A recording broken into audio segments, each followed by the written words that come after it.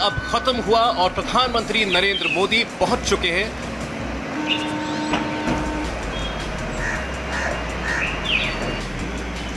India TV के chairman और editor in chief Rajat Sharma और मैनेजिंग डायरेक्टर रितु धवन ने प्रधानमंत्री का स्वागत किया और अब शुरू होने जा रहा है नरेंद्र मोदी का ऐतिहासिक इंटरव्यू।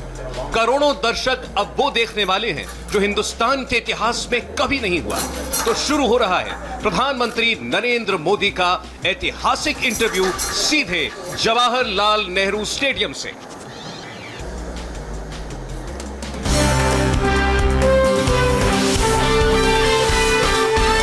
इंडिया टीवी, आपकी आवाज।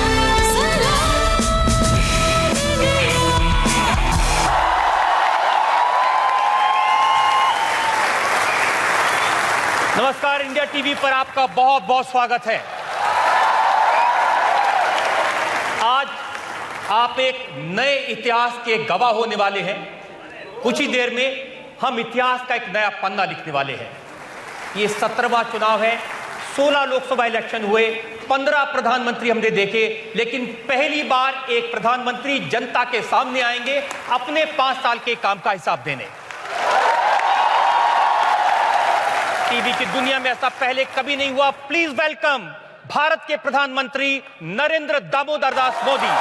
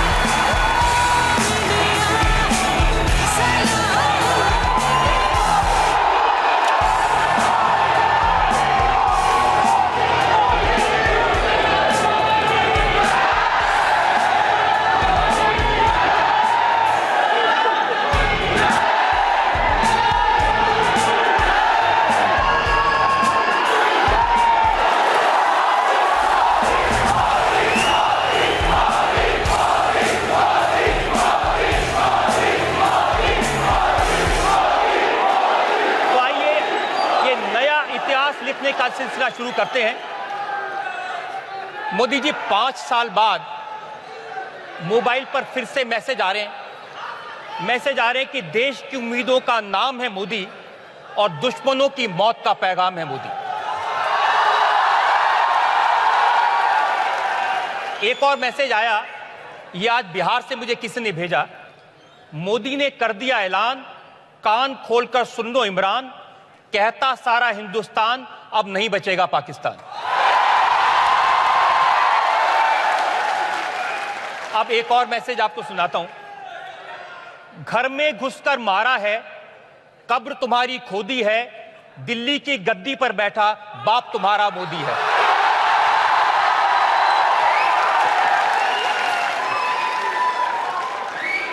तो हर जगह ये मोदी मोदी। कभी आपने सोचा था कि इतना प्यार मिलेगा लोगों का? रजत जी, मैं आपका बहुत आभारी हूं। इंडिया टीवी के दर्शकों को मैं नमस्कार करता हूं।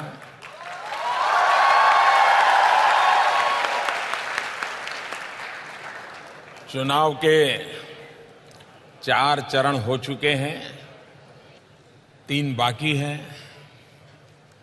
इस बीच आपसे बात करने का आज अवसर मिला है, लेकिन आपने शुरुआत जनता के नाम से की है और वैसे भी आप जनता के पत्रकार हैं। पहले तो मैं इसमें सामान्य मानवीय की जो क्रिएटिविटी है उसको एंजॉय करता हूं।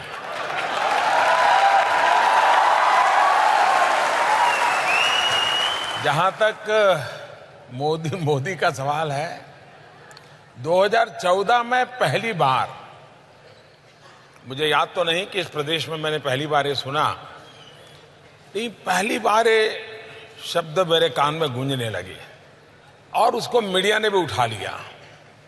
और शायद दुनिया के राजनीतिक इतिहास में दो शब्दों का नारा, दो अक्षरों का, दो शब्द भी नहीं, दो अक्षर नारा बन जाए, ये पॉलिटिकल पंडितों के लिए अध्ययन का विषय है।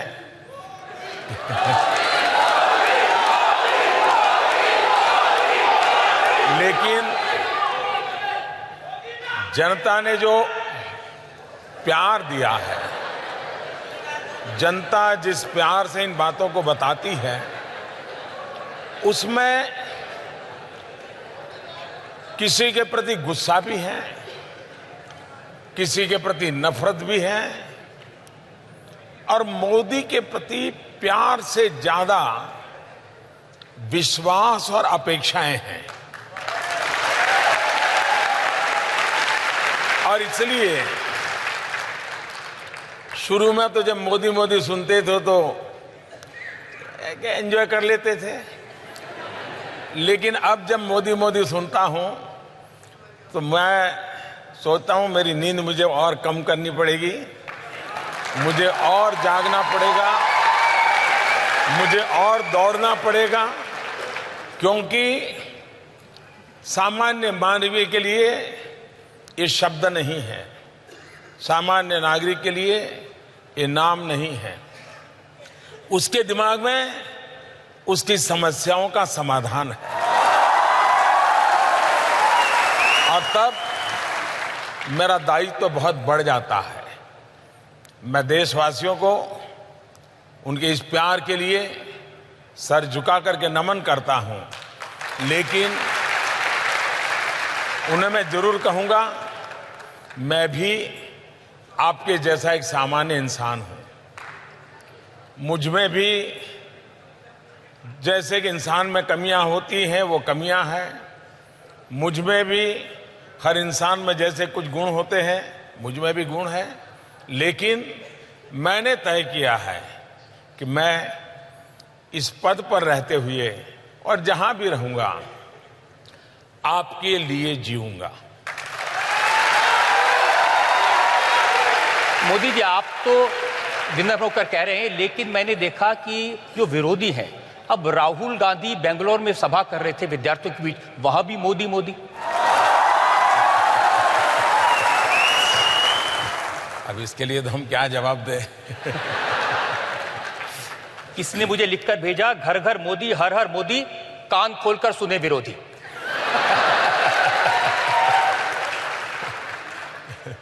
आपको नहीं लगता कि सारा का सारा कैंपेन, सारा का सारा भार आपके कंधों पर है? मुझे जरा भी नहीं लगता है।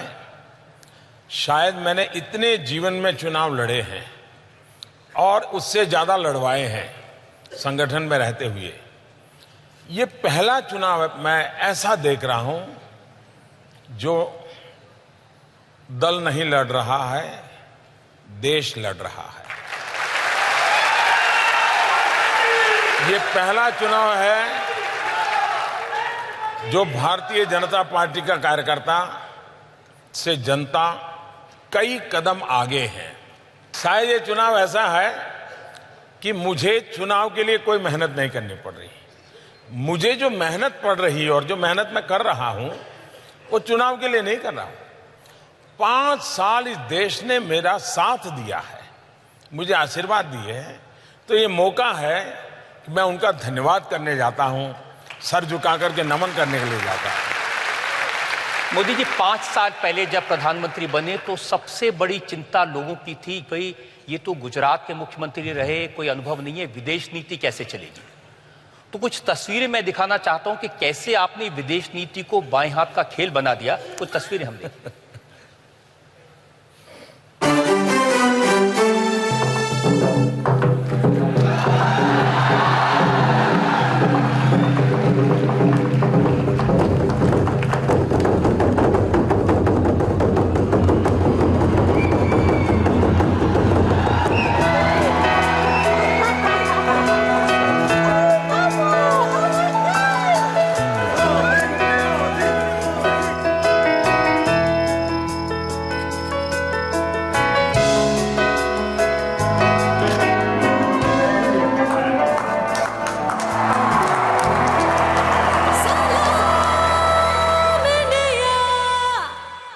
गरीब परिवार का कोई विदेशों में पढ़ा हुआ व्यक्ति ने एक चाय वाला इतने बड़े बड़े दुनिया के राष्ट्राध्यक्ष इतना नॉर्मल। आपने सही कहा। जब मैं 2014 का चुनाव लड़ रहा था तो उस समय मेरी सबसे बड़ी आलोचना जो होती थी ये होती थी, लेकिन प्रधानमंत्री बनने के बाद मुझे जब शपथ का निमंत्रण मिल गया और मैंने सार्क देश के नेताओं को इनवाइट किया तो ये सारे पंडितों के लिए समस्या हो गई कि ये क्या हो गया कि ये शपथ अभी लिया नहीं है और इसने ऐसा ही तीर छोड़ दिया। तो वहीं से फिर यात्रा शुरू हुई। मेरा बैकग्राउंड क्या है क्या नहीं है उसका मेरे काम, मेरे सपने, मेरे प्रयास उससे कोई लेना देना नहीं है। लेकिन अमेरिका ने तो मोदी जी आपको वीजा नहीं दिया था कई साल तक और फिर 5 बार अमेरिका वीजा नहीं दिया। इतना ही नहीं, वीजा कैंसिल करने का थप्पा लगाया था। और अब ट्रंप कहते हैं कि मेरे पारिवारिक रिश्ते हैं, इवांका आपकी बहन है। लेकिन दुनिया में आज जो आपने जो चीजें दिखाई है, दुनिया के सभी बड़े प्रमुख लोग थे। दिमाग से ज्यादा व्यक्तिगत रूप से मैं दिल से काम लेता हूं।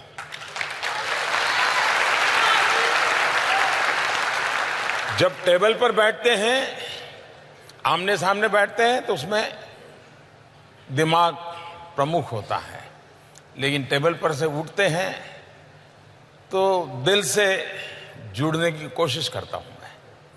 और मेरी इतनी समझ है कि बाकी चीजें एक और है, आपकी पर्सनल केमिस्ट्री कैसी है वो मैटर करती है। और उस बात को मैंने करने की बड़ी कोशिश की। इससे भी ज्यादा पूर्ण बहुमत की सरकार,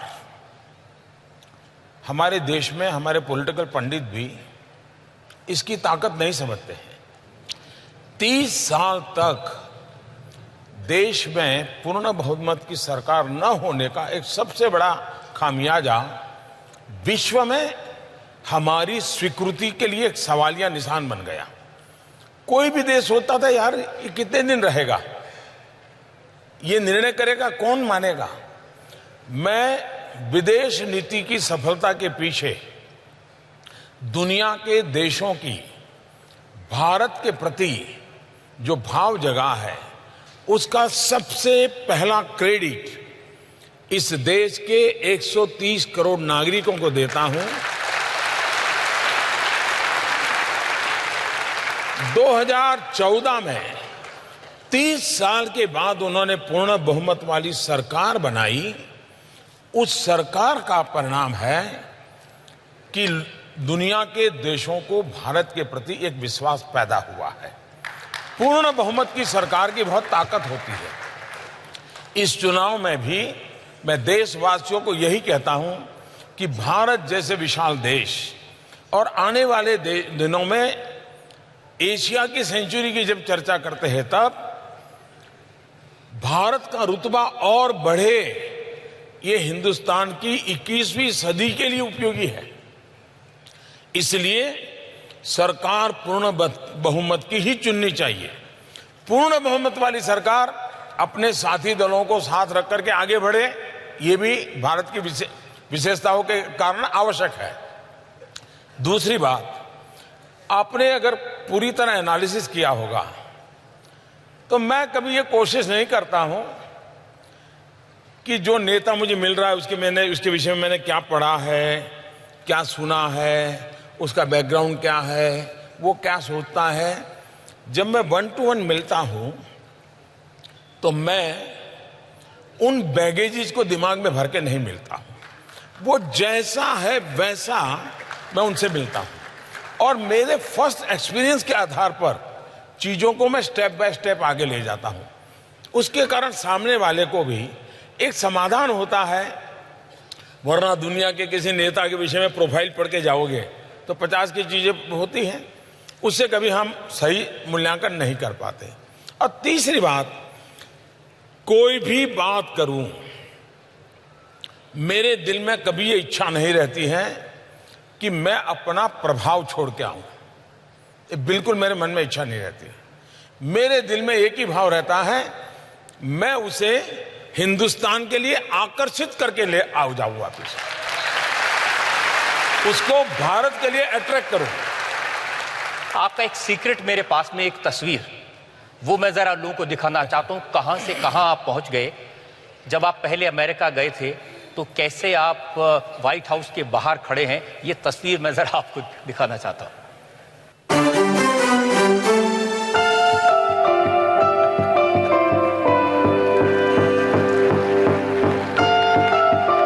जिस व्हाइट हाउस के बाहर आप खड़े हैं, कभी आपने सोचा था कि उस व्हाइट हाउस में आपके लिए डिनर किया जाएगा, उस व्हाइट हाउस में आपको परिवार का मेंबर मान लिया जाएगा?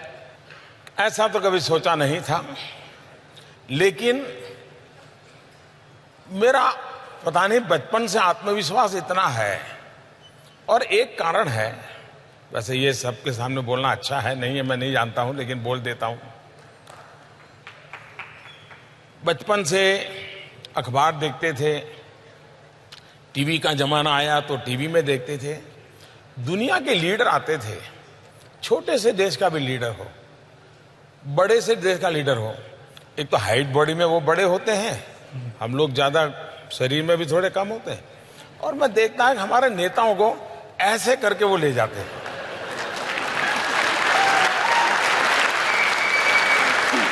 ये चीज मुझे बड़ी अखरती थी। मेरे देश के प्रधानमंत्री किसी भी दल की क्यों ना हो, ये बाहर वाले ऐसा करके ले जाते हैं। मेरे मन में रहता था मेरा देश स्वाभिमान से खड़ा होगा, ये मेरे मन में भाव भरा पड़ा था। ये क्यों था मैं नहीं जानता, और इसलिए मुझे 2014 में पूछा तो मैंने कहा था, न मैं आंख झुका के बात करूंगा, न मैं आंख उठा के बात करूंगा, मैं आंख मिला के बात करूंगा। अब ये जो आपने तस्वीर दिखाई, ये सारी चीजें 90s के बाद की है। स्वामी विवेकानंद जी के शिकागो का जो लेक्चर था, उसकी जो शताब्दी हुई, उस शताब्दी के निमित्त मैं अमेरिका शिकागो में एक कार्यक्रम के लिए गया था। कोइंसिडेंट ऐसा था, उसी समय अमेरिकन एम्बेसी के द्वारा एक यंग लीडर कॉन्फ्रेंस के लिए मुझे इनवाइट किया गया था। वो करीब 4 हफ्ते का कार्यक्रम था। तो ये अमेरिकन गवर्नमेंट के कार्यक्रम के तहत हम लोग वहाँ अलग अलग जगह पे जाते हैं, उसमें से एक तस्वीर है। लेकिन तब मुझे ये पता नहीं था कि मुझे भी कभी व्हाइट हाउस में आकर के अपनी माथापच्ची करनी पड़ेगी, यह मैं मालूम नहीं था। ये बात सही है, चाहे ओबामा परिवार हो, चाहे ट्रंप परिवार हो, चाहे क्लिंटन परिवार हो, या बुश का भी, जिन लोगों से मेरा संबंध आया है, अपनापन सबके साथ है मेरा। ट्रंप के बारे में तो लोग कहते हैं बहुत टेढ़े इंसान हैं, और लेकिन उनसे आपने ऐसी आत्मीयता कर ली, वो कहते हैं इवांका मोदी जी के फैन है।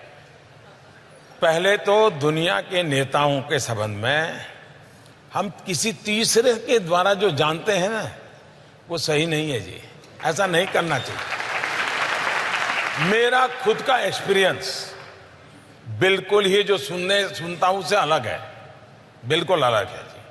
और ये बात सही है। मैं आपको बताता हूं, मैं जब पहली बार राष्ट्रपति ट्रंप से मिला तो व्हाइट हाउस में शायद हम लोग 9 घंटे थे, शायद रेयर ऐसा होता होगा, वरना 1 घंटा जाते हैं मीटिंग करते हैं। अच्छा, वो मुझे ले गए अपना पूरा व्हाइट हाउस दिखाने के लिए। व्हाइट हाउस पहले भी जाता था और अन्य राष्ट्रपति के समय भी गया। उन्होंने मुझे अब्राहम लिंकन जिस कमरे में रहते थे वहां स्पेशली ले गए, और मेरे मन पे एक बात की बड़ा प्रभाव रहा। न उनके हाथ में कोई कागज था, कुछ नहीं था। उन्होंने उस कमरे में जो टेबल था, कौन सा एग्रीमेंट हुआ था, कौन सा साइन हुआ था किसके साथ, सारा हिस्ट्री डेट वाइज वो ऐसे ही बोल रहे थे बिना कागज। I was impress. और वो भी मुझे प्यार से, इवन अपना खुद का कमरा भी वो मुझे देखने के लिए ले गए। काफी देर हम साथ रहे।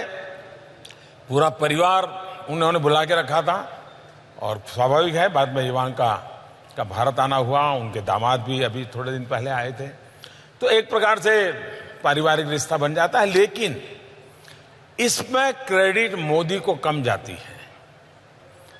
इसके मूल में 125 करोड़ हिंदुस्तानी है। पहले क्या होता था, हमारे ऐसी सरकारें चली उस परिवार को ही प्रोजेक्ट करते रहे, दुनिया में परिवार को ही, मेरे दादा, मेरे नाना, मेरे पिता, मेरी मां वगैरह वगैरह।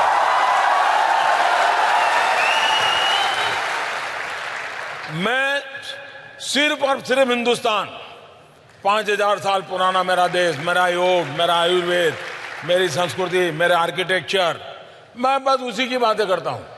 तो मैं वहां हिंदुस्तान को लेकर के जाता हूं, खुद को। और इस इलेक्शन में जनता के सर पे क्या है? अरे आप देखिए ना, डस्टी डस्ट है। कॉलेज, एयरपोर्ट, आईटी पार्क बन रहा है, प्रोग्रेस। और ये फर्क नजरिए का नहीं, एक्सटीरियर पेंट का है। Berger anti dust paint, dust guard technology धूल को दीवारों पे टिकने ही ना दे। Berger anti dust paint. सारे लोग जो आपकी तस्वीरें देखते हैं, हम प्रेसिडेंट पुतिन के साथ तस्वीर देखी, शी जिनपिंग के साथ, ट्रंप के साथ, हर स्टेट के साथ, लोग मुझसे पूछते हैं कभी मोदी जी मिले, उनसे पूछना इतनी बातें क्या करते हैं हंस हंस के। घंटों आपकी बातें चलती हैं। एक घटना मैं सुनाता हूं। यहां पार्लियामेंट चल रही थी, एक हमारी रशिया के साथ बायलैटरल कॉन्फ्रेंस होती है रेगुलरली, एक वर्ष यहां होती है, एक वर्ष वहां होती है। तो कभी वो यहां आते, कभी हम वहां जाते। तो पार्लियामेंट में था मैं, और पार्लियामेंट से मुझे मॉस्को जाना था, तो सीधा ही पार्लियामेंट से निकल गया। हवाई जहाज में जी थोड़ा खा लिया। हवाई जहाज में मेरा मीटिंग रहती है, ब्रीफिंग चल रहा था पूरा। और मॉस्को जब पहुंचे तब -11 टेम्परेचर था। अब हम लोग तो यहाँ उतनी ठंड तो अनुभव नहीं करते हैं, लेकिन वहाँ उतर करके हमको होटल जाना था। लेकिन हमारे एम्बेसडर आए, उन्होंने कहा साहब कार्यक्रम में बदल हुआ है। मैंने कहा क्या हुआ भाई? बोले पुतिन साहब इंतजार कर रहे हैं उनके यहाँ डिनर के लिए। मैंने कहा भाई रात को 9 बज गए, मैं 9 घंटे ट्रैवलिंग करके आया हूँ, अभी कहाँ ले जा रहे हो? तो नहीं, बोले साहब उनका बड़ा आग्रह है, जाना पड़ेगा। मैंने कहा कम से कम मुझे होटल पे ले जाइए, मैं फ्रेश हो जाऊँ, शावर ले लो, फिर चलते हैं। मैंने कहा लेकिन कितना समय लगेगा, कितना टाइम लेंगे वो? बोले साहब ज़्यादा से ज़्यादा 50 मिनट, मैक्सिमम 50 मिनट। और बोले कोई नहीं होगा, आप होंगे, राष्ट्रपति पुतिन होंगे और इंटरप्रेटर होगा। अब खैर मना तो कर नहीं सकते थे। आधी अधूरी इच्छा को लेकर नहा धो करके भागे हम, कपड़े बदल करके। हम दोनों बैठे, बातें शुरू हुई साहब, और आप हैरान हो जाएंगे, जो 50 मिनट का कार्यक्रम तय हुआ था, मैं करीब सुबह 3:45 बजे होटल वापस आया।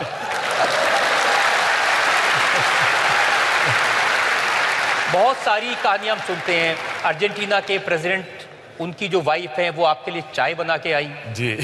सिंगापुर के जो प्रेसिडेंट हैं वो, उनकी वाइफ आपको एक रेस्टोरेंट में खाना खिलाने के लिए ले गए।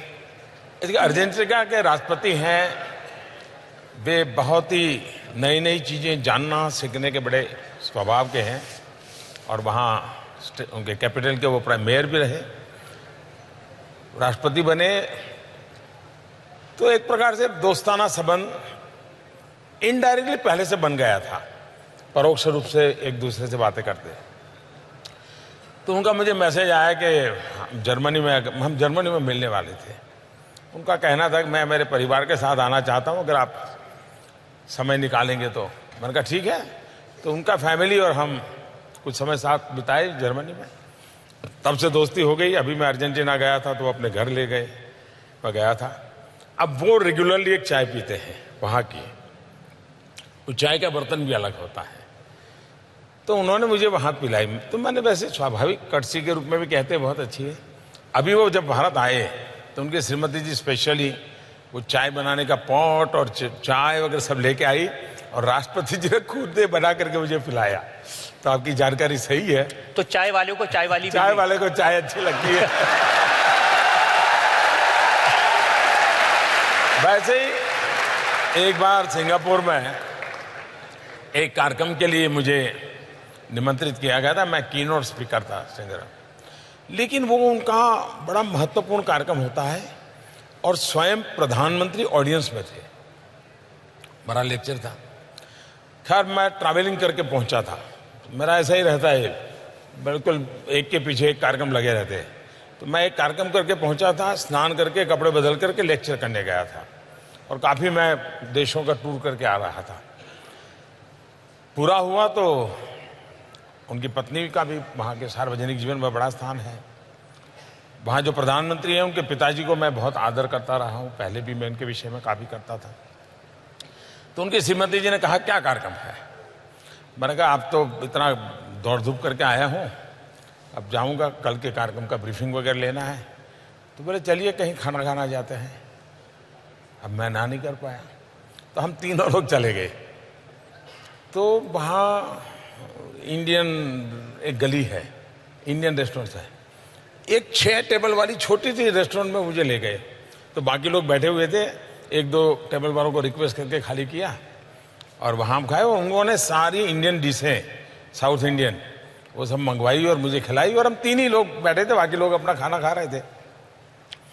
आज भी सिंगापुर के लाइफ में 2 प्रधानमंत्री का एक छोटे रेस्टोरेंट में बैठ करके खाना खाना, अब वहाँ मुझे सिक्योरिटी की समस्या थोड़ी कम होती है तो ये सुविधा भी मिल जाती है, लेकिन इन चीज़ों का प्रभाव बहुत होता है, बहुत होता है। सबसे ज्यादा आश्चर्य हुआ लोगों को जब शी जिनपिंग को आपने अपने बर्थडे पर बुलाया, गुजरात में बुलाया, झूला झुलाया, साबरमती पे घुमाया।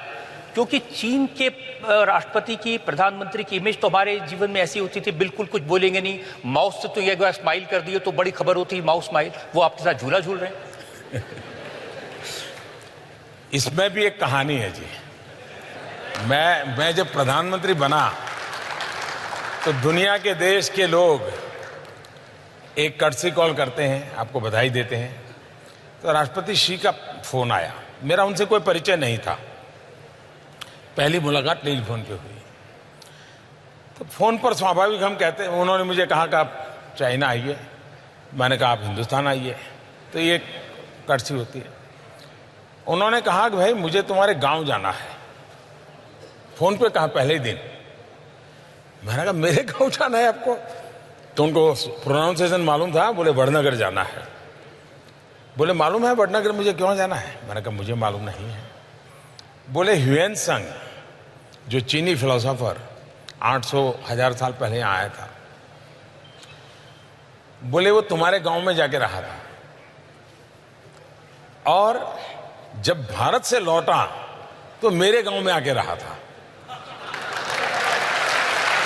तो बोले हम लोगों का बड़ा जाता है। मुझे ये तो मालूम थे कि ह्यूएन सांग भारत आए थे, मेरे गांव में रहे थे। उस समय जहां मेरा जन्म हुआ वहां 10,000 बौद्ध भिक्षुक की एक ट्रेनिंग सेंटर चलता था, हॉस्टल चलता था पता, और वो सब ह्यूएन सांग के वर्णन में है। तो बोले इसलिए मुझे गुजरात आना है।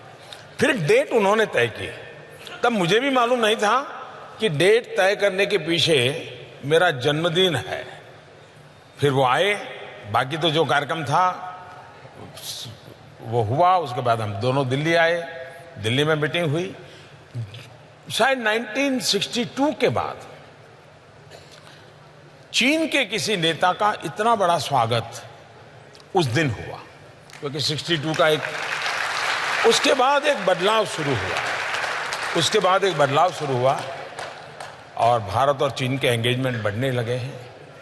लेकिन कांग्रेस पार्टी के अध्यक्ष राहुल गांधी को ये बात पसंद नहीं है। उनका ट्वीट मैंने देखा था, उन्होंने कहा कि झूला झुलाया, गले लगाया, क्या पाया, और ये भी कहा मोदी जी तो शी जिनपिंग से डरते हैं। आप कपिल शर्मा के शो की स्क्रिप्ट लिखते हैं क्या?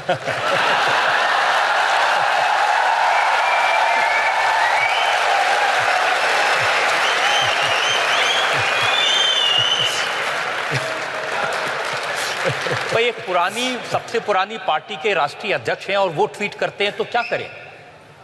उस पार्टी को सोचना चाहिए।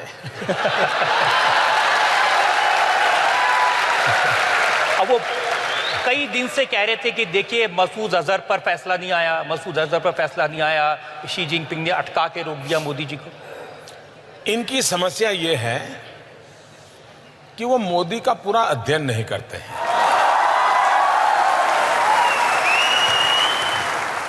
वो अगर अध्ययन करते तो शायद 50-60% तो समझ सकते थे कि अब मोदी इस रास्ते से जा रहा है तो उधर जाएगा, लेकिन ये मेहनत नहीं करते, अब ये उनका प्रॉब्लम है। दूसरा, उनको जो बाहर के लोग दाना पानी डालते हैं उसी को उसमें से वो चीज बनाने की कोशिश करते हैं। अब देखिए वो कह रहे हैं कि मसूद अजहर को इलेक्शन के टाइम पे उनको डेजिग्नेट कर दिया टेररिस्ट। तो इनका प्रॉब्लम क्या है जी, पुलवामा हुआ और एकदम चालू पड़ गए, मोदी क्या कर रहा है, मोदी क्या कर रहा है, मोदी क्या कर रहा है। 40 लोग मारे गए, आपने देखा होगा, सुबह शाम मोदी क्या कर रहा है, मोदी क्या कर रहा है। अब किया तो किया क्यों, किया क्यों?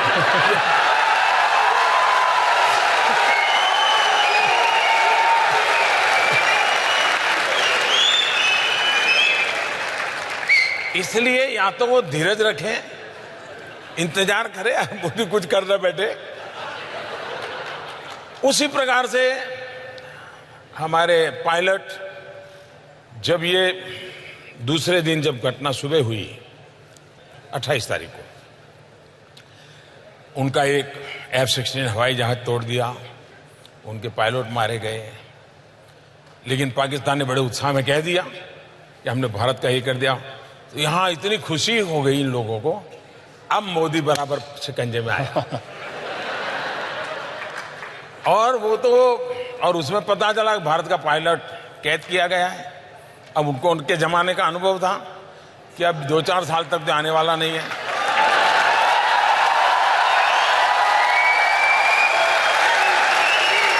और इसलिए उनको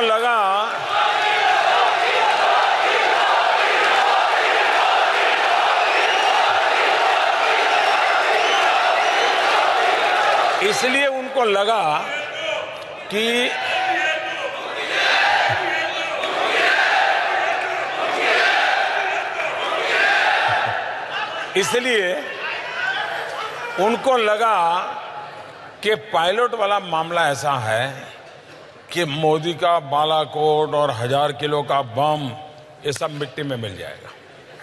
और कहते हैं कि शाम को कैंडल मार्च के कार्यक्रम भी तय हो चुके थे, पूरे देश में सूचनाएं जा चुकी थी, और अब मोदी बच नहीं सकता है। अब शाम को 4 बजते बजते मामला बदल गया, उनकी बाजी उलट गई।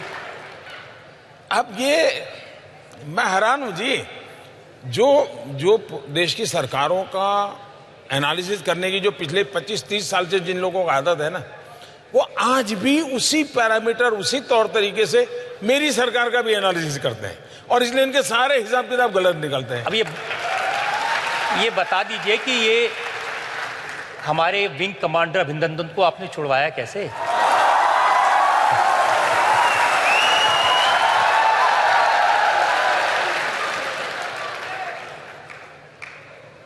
वो एक रात थी,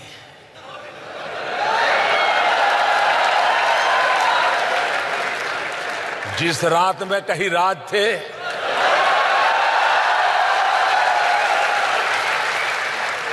राज को राज ही रहने दीजिए।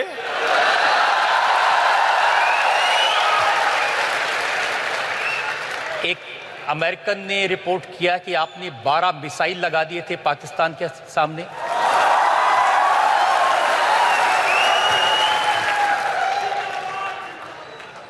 मैं भी बहुत कुछ सुनता हूं, और ये 10 साल तक चाइना ने मसूद अजहर के मामले पर भारत को अटकाए रखा, ये कैसे आपने उनको मना लिया?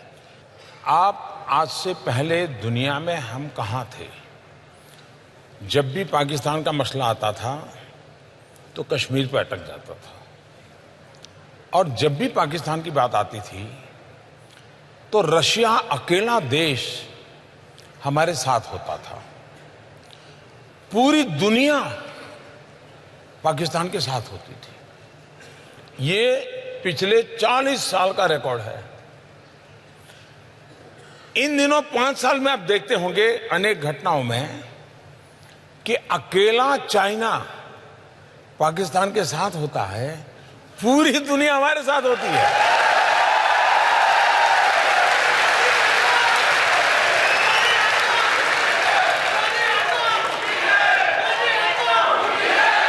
ये बहुत बड़ा बदलाव है, बहुत बड़ा बदलाव है। दूसरा, आतंकवाद के संबंध में हमारी कंसिस्टेंट पॉलिसी है। कोई फोरम ऐसा नहीं है दुनिया का जिसमें भारत की हाजिरी हो और भारत ने मानवता के पक्ष की वकालत न की हो।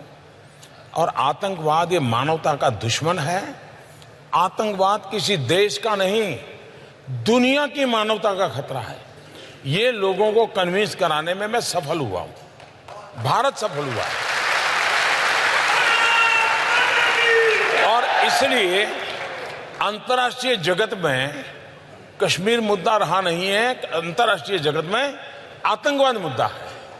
और उस मुद्दे पर दुनिया को साथ लेने का लगातार प्रयास और भारत की एक कूटनीतिक विजय है, एक डिप्लोमेटिक विक्ट्री है। और जो इसके जानकार लोग हैं वो जरूर कभी न कभी कहेंगे कि जितनी ताकत सर्जिकल स्ट्राइक की है, जितनी ताकत एयर स्ट्राइक की है, उतनी ही ताकत ये यूएन के रिजोल्यूशन की है। इसका इतना लंबा इंपैक्ट होने वाला है। आपकी डिप्लोमेसी के बारे में बहुत सारी बातें की हैं। किसी ने 4 लाइनें लिख के मुझे भेजी हैं। जिंदगी बहुत कुछ सिखाती है, कभी हंसाती है, कभी रुलाती है, पर जो देश के लिए जिंदगी खपाते हैं, दुनिया उनके सामने सिर झुकाती है। यहां हम एक ब्रेक के लिए रुक रहे हैं और ब्रेक के बाद हम कुछ और बातें करेंगे, कुछ और सवाल पूछेंगे भारत के प्रधानमंत्री नरेंद्र मोदी से।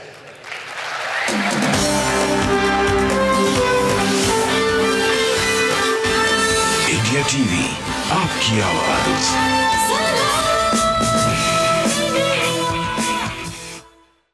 ये पेंटिंग्स चिल्ला चिल्ला के अपनी ब्यूटी दिखा रही हैं, तो पढ़ी अनपढ़ी हर किताब इस दीवार पे हल्ला मचा रही है। फ्रेंच विंडो ने इस दीवार को सजाया है। हर छोटा बड़ा चेहरा लुक एट मी चिल्लाया है। चारों दीवारें कितना भी चिल्लाएं, पर सारा अटेंशन ये शांत सुंदर 5वीं दीवार ले जाए। Havells Stealth series designer fans, जो दे मैक्सिमम एयर डिलीवरी और lowest noise. Havells fans ceiling art, बिना शोर मचाए सारा अटेंशन ले जाए।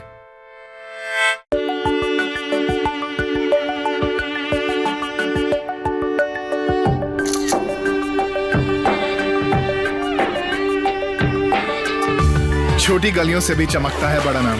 देखिए विकी की पूरी कहानी technomobile.in पर। Tecno Camon i4, now shine in any light. Tecno. Short circuit. चलिए। पर मैंने तो आग ना पकड़ने वाला वायर लगवाया था। ऐसी कोई वायर ही नहीं है। पर आर काबिल का पायरेक्स वायर न काला जहरीला धुआं छोड़ता है, न कभी आग फैलने देता है। आर काबिल, अकलमंद बनो, सही चुनो। Oh no, Grace! Please. Goodbye पुराना हेयर कलरिंग का तरीका। हलोन Streax insta shampoo hair colour. इसे सूखे बालों पे लगाएं और 5 मिनट में धो डालें। हेयर कलर करना अब शैम्पू जितना आसान। Streax insta shampoo hair colour. वो क्या एहसास है जो बना देता है हर लम्हे को नया। मेरी मावल चाय, हर लम्हा नया हो जाए। इलेक्शन में जनता के सर पे क्या है? अरे आप देखिए ना, dust college, airport, IT park बन रहा है। प्रोग्रेस। और ये फर्क नजरिए का नहीं, एक्सटीरियर पेंट का है। Berger anti dust paint, dust guard technology धूल को दीवारों पे टिकने ही ना दे। Berger anti dust paint.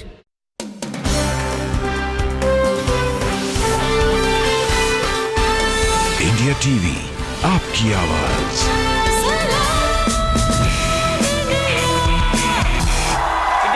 आपका एक बार फिर से बहुत बहुत स्वागत है। मेरे साथ हैं भारत के प्रधानमंत्री नरेंद्र मोदी। एक ऐतिहासिक दिन है, पहली बार देश के प्रधानमंत्री जनता के सामने अपने 5 साल के काम का हिसाब बता रहे हैं। जब आप प्रधानमंत्री बने थे मोदी जी, आपको याद होगा, आपने मुझे कहा था कि पाकिस्तान को उसकी भाषा में जवाब देना चाहिए, लव लेटर लिखना बंद करना चाहिए। आप प्रधानमंत्री बने, आपने नवाज शरीफ को इनवाइट कर लिया और फिर उनके यहाँ आप बर्थडे मनाने, केक काटने भी चले गए। 2008 में हम लोगों को 26/11 याद है, लेकिन अगर 2008 देखेंगे, शायद ही कोई महीना ऐसा गया है 2008 में जब कहीं न कहीं बड़ा बम धमाका न हुआ और बड़ी संख्या में लोग मारे न गए हो। पूरा 2008 का यही सिलसिला चलता रहा। 26/11 तो एक आखिरी टॉप था, ऐसा कह सकते हैं। इतनी सारी घटनाएं होने के बावजूद भी कुछ नहीं हुआ। और तब जाकर के मैंने कहा था ये, और शायद आपकी अदालत में मैंने एक बार कहा था कि लव लेटर लिखना बंद करो। और आपने देखा होगा वो लव लेटर लिखते थे, मोदी लड़ाकू विमान भेजता है।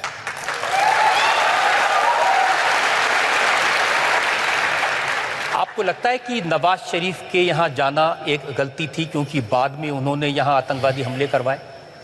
जब वो शपथ समारोह में आए थे तो जो मैंने आपको रशिया की बात बताई थी, उसी दिन मैं अफगानिस्तान दूसरे दिन गया था। मेरा अफगानिस्तान में कार्यक्रम था और शाम को मुझे हिंदुस्तान लौटना था, क्योंकि अटल जी का 25 दिसंबर जन्मदिन था।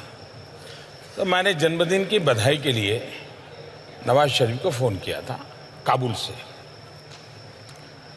तो मैंने कहा, मियाँ साहब कहाँ हो? तो उन्होंने कहा, मैं लाहौर हूँ। मैंने कहा, यार कमाल हो, तुम रावलपिंडी रहते नहीं हो, लाहौर रहते हो। तो उन्होंने कहा कि मेरी भांजी की शादी है, इसलिए मैं लाहौर आया हूँ और परिवार के सब लोग यहाँ पर हैं। तो उन्होंने ऐसे पूछा, आप कहाँ? मैं कहा, मैं काबुल हूँ और हिंदुस्तान जा रहा हूँ। तो बोले, आप यहाँ होकर के जाइए। मैंने कहा, भाई अब अचानक तो कैसे बनाऊँगा? नहीं, बोले आप जाते हैं, बोले हम 10 मिनट के लिए मिल लेंगे, आप आइए। तो मैंने हमारे विदेश मंत्री सुषमा जी को फ़ोन किया काबुल से। मैंने उनसे कहा कि भाई मैं तो धर्म संकट में फंसा हूँ। मैंने इनको बधाई के लिए फ़ोन किया और उनका बड़ा आग्रह है और मेरा मन करता है कि जाएं तो अच्छा रहेगा, आपका क्या मत है? बोले, मुझे अच्छा लगता है कि आप ही तय करो। बाद में मैंने हमारे NSA को, SPG को, सबको बुलाया तो सब परेशान थे कि साहब हमारे पास न वीज़ा है, न सिक्योरिटी अरेंजमेंट है, न वहाँ कोई अता पता है, सीधे जाके लैंड कर। मैंने कहा, चलो यार देखा जाएगा।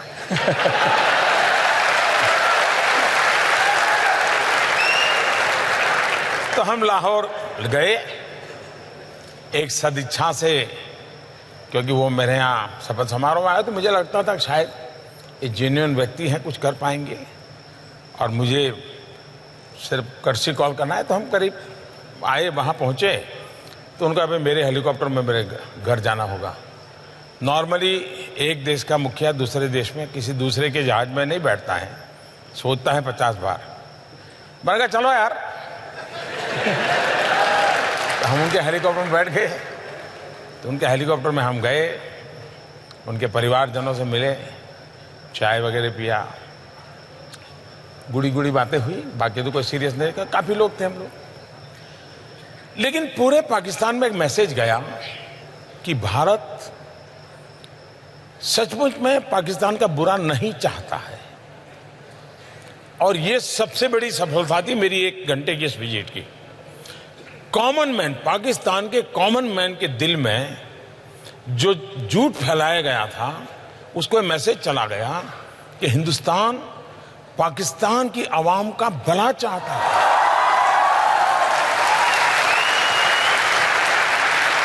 हम वापस आए, लेकिन एक ही हफ्ते में पठानकोट हो गया। अब ये जो लोग एनालिसिस करते हैं उनको एनालिसिस करना चाहिए। अगर मेरी तरफ से ये 2 जेस्चर न हुए होते, एक शपथ समारोह में बुलाना, दूसरा, काबुल से आते समय कुछ समय रुक करके लाहौर में मिलना। इन दो का इतना पॉजिटिव एनवायरनमेंट था कि विश्व को पठानकोट, उरी के बाद की घटनाएं या पुलवामा, ये समझाने में मुझे मेहनत ही नहीं पड़ रही है। लोग की दुनिया मान गई कि मोदी सच है। देखिए, उसने कोशिश की थी, ये गड़बड़ पाकिस्तान की है। तो ये दो घटनाएं ने हिंदुस्तान को आने वाले कई वर्षों तक लाभ होने वाला है। ये जिनको समझ नहीं है वो झूले पर क्यों बैठे और चाय पीने क्यों चले गए। कुछ लोग तो बिरयानी बीच में ले आए हैं। हाँ। तो ये लोगों को कुछ समझ ही नहीं है जी। या तो उनके दिमाग में राजनीति इतनी भर गई है कि राष्ट्रनीति भूल जाते हो। राष्ट्रनीति सर्वोपरि होती है, राजनीति तो बात की बात होती है। लेकिन देश का दुर्भाग्य है कि अब, और मेरे नसीब में ऐसा विपक्ष मिला है, मैं क्या करूं। मोदी जी, इमरान खान को शिकायत है, उन्होंने बताया कि मैं जब प्रधानमंत्री बना तो आपको फोन किया, आपसे उन्होंने कहा कि मैं पठान का बच्चा हूं, सच बोलता हूं, तो एक मौका तो उन्हें भी मिलना चाहिए। इमरान खान से मैं पहले भी मिला हूं, विस्तार से मेरी बातचीत भी हुई है। जब वो प्रधानमंत्री यानी उनकी पार्टी के सबसे बड़े नेता चुन करके आए तो मैंने टेलीफोन भी किया था, देश के एक मुखिया के नाते। और तब भी मैंने उनसे कहा था, देखिए, इतने बार हमने लड़ाइयां लड़ ली, हर बार आपकी पिटाई हुई।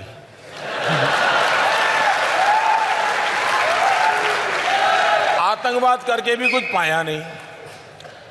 ये जितना हमने बर्बादी 40 साल में की है, अगर हम 5 साल मैं मेरे देश में गरीबी के खिलाफ लड़ूं, आप अपने देश में गरीबी के खिलाफ लड़िए, हम दोनों गरीबी के खिलाफ लड़ें, हम अपने अवाम का भला करेंगे। तो उन्होंने मुझे कहा कि देखो मोदी जी, मैं पठान का बच्चा हूं, मैं सच बोलता हूं, और इसलिए मैं आपको कहता हूं कि आइए हम नई शुरुआत करें। ये बात हुई थी।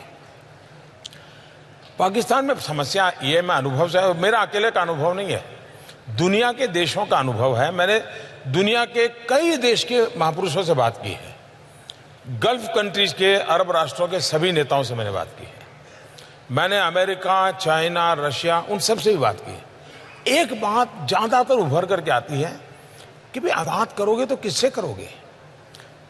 आर्मी से करोगे, आईएसआई से करोगे, कि इलेक्टेड बॉडी से करोगे?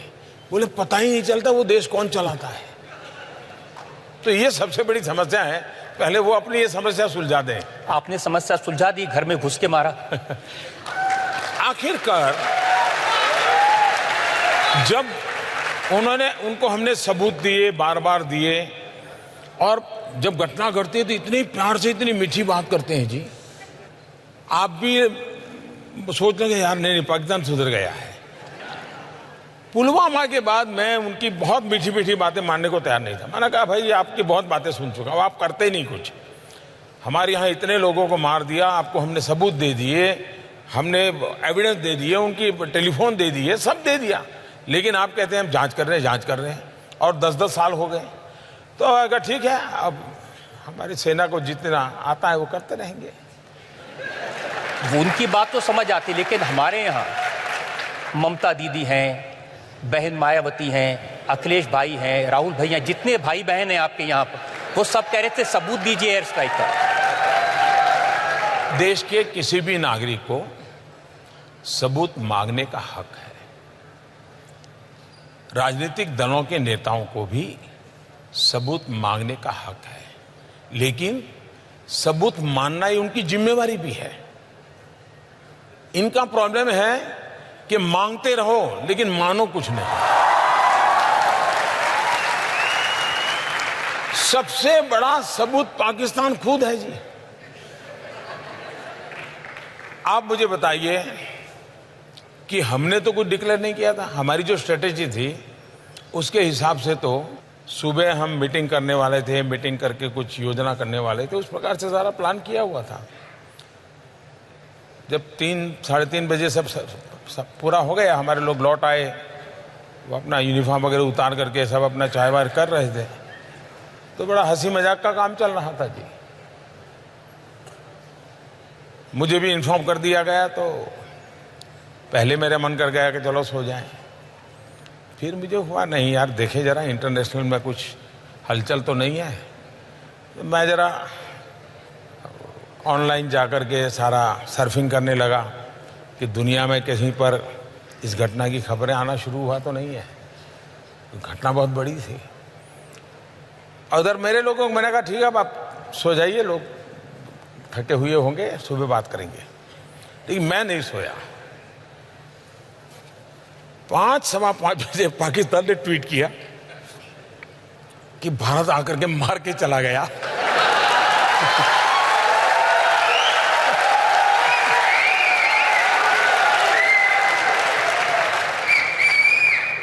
तो मैं फिर समझ गया कि मामला वो सिंपैथी गेन करने के लिए कुछ कर रहे हैं।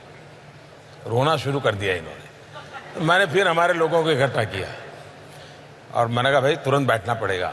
तो जो रात भर जगे थे लेकिन फिर भी इकट्ठे हुए, फिर परिस्थिति का मूल्यांकन किया, फिर आगे की रणनीति हम बनाते रहे। ये सही है कि पाकिस्तान ने बालाकोट के उस इलाके में जंगलों में कुछ मिसाइल गिराए निशान बनाने के लिए, ताकि दुनिया को बता सकें कि भारत का निशाना चूका? ये इस विषय के जो जानकार लोग हैं इन्होंने खोज के निकाला है कि, और जिसकी चर्चा पिछले 2-3 दिन से ज्यादा हो रही है, इस सब्जेक्ट के एक्सपर्ट हैं उन्होंने कि भाई अब उनके लिए मुसीबत थी कि भारत ने आकर के यहाँ किया है तो ये सिद्ध हो जाता था कि यहाँ टेररिस्ट कैंप था, क्योंकि इतने बड़ी पहाड़ी में घने जंगल में एक अकेली इकलौती बिल्डिंग और जिसमें भी 600 लोगों की रेसिडेंशियल एकोमोडेशन, तो हर किसी को सवाल उठता है कि क्या था।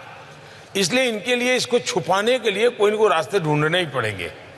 पाकिस्तान के लिए दोनों तरफ से मौत है। ये भी कहे कि यहां कोई आया था, बम गिरा था, तो भी फंस रहे हैं।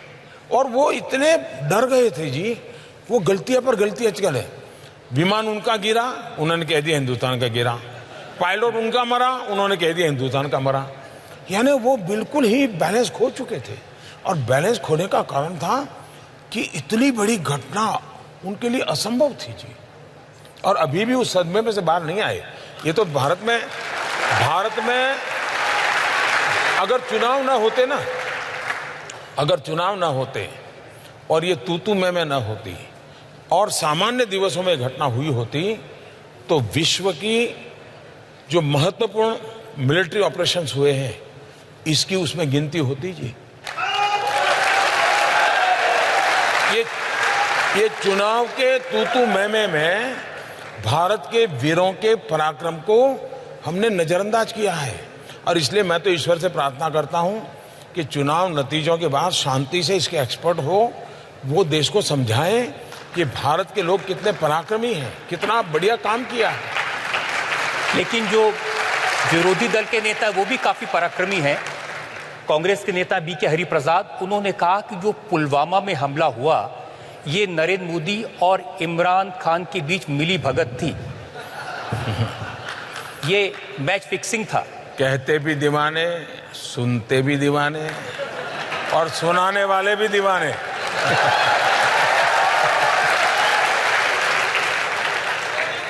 उनकी प्रॉब्लम ये नहीं है, उनकी प्रॉब्लम ये है कि अब पुलवामा के बाद जिस तरह से आपने एयर स्ट्राइक की, जिस तरह से सेना का पराक्रम हुआ, उसका मोदी को इलेक्शन में बड़ा फायदा हो रहा है। कभी भी मोदी, और इस बात को आप देख लीजिए, जो लोग मेरे निकट से मुझे जानते हैं उनको पता है, मैं चुनाव के लिए सरकार नहीं चलाता हूं, न ही मैं दल के लिए सरकार चलाता हूं। सरकार मैं सिर्फ और सिर्फ देश के लिए चलाता हूं। सरकार में मेरे सारे निर्णय देश के लिए होते हैं। हम ये नहीं कहते, हम कभी ये दावा नहीं करते कि हमसे कोई गलती नहीं होती है। हम भी इंसान हैं, हम में भी कमियां हैं, लेकिन हमारे इरादे नेक हैं। हमारे लिए देश सुप्रीम है। अब भारत में कुछ भी करो जी, कुछ भी करो, किसी न किसी कौन में चुनाव होता ही होता है। अब मुझे बताइए, कल यूएन ने इतना बड़ा निर्णय किया, मैं हैरान हूं। आज कांग्रेस के नेता बोल रहे हैं कि चुनाव के समय अजर मसूद का निर्णय यूएन ने क्यों किया। अब क्या इलेक्शन कमीशन नोटिस भेजेगा क्या?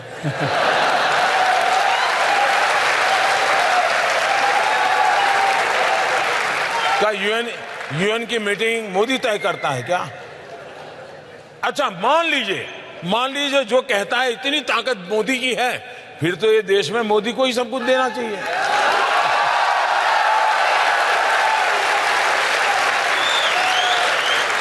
अगर यूएन से जो चाहे वो मोदी करवा सकता है, यूएन में चाहे वो डेट तैयार करवा सकता है, यूएन के अंदर 4 फेज के चुनाव के बाद फिर एक तय तारीख करके करता है ताकि 3 फेज में फायदा हो, ये सब मोदी कर सकता है, तो फिर 130 करोड़ देशवासियों के लिए मोदी के बढ़कर और कौन चाहिए?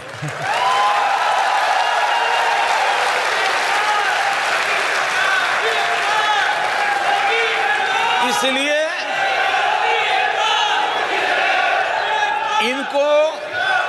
इनको समझ ही नहीं है कि वो क्या बयान करी।